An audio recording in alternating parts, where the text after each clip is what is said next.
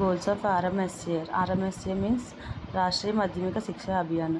అంటే మనకు మాధ్యమిక శిక్ష అంటే సెకండరీ లెవెల్లో, అంటే ప్రైమరీ ప్రైమరీ సెకండరీ అంటాం కదా స్కూల్లో, అలా 7th 8th 10th ఇవన్నీ కూడా secondary level secondary school type వస్తాయి.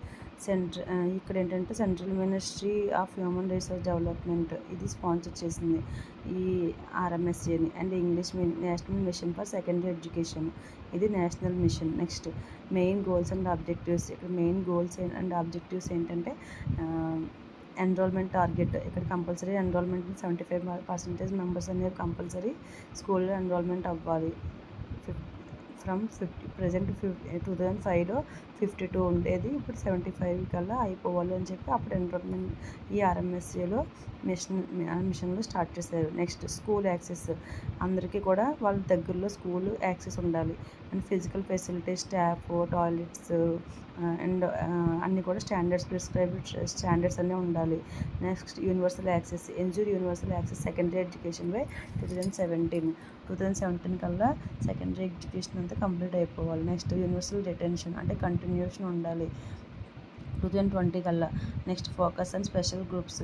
సో కొంచెం SC ST minority and children with special needs, అంటే డిజబిలిటీస్ ఉన్న వాళ్ళకి, ఇలాంటి వాళ్ళకి కూడా స్కూల్లో అన్ని ప్రొవైడ్ చేయాలి ఫెసిలిటీస్.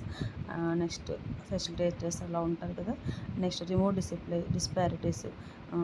సోషల్ పరంగా, ఎకనామికల్ పరంగా, ఫిజికల్గా ఏవైనా డిస్పారిటీస్ ఉంటే అవన్నీ కూడా లేకుండా చూసుకోవాలి సెకండరీ స్కూల్ లెవెల్లోనే.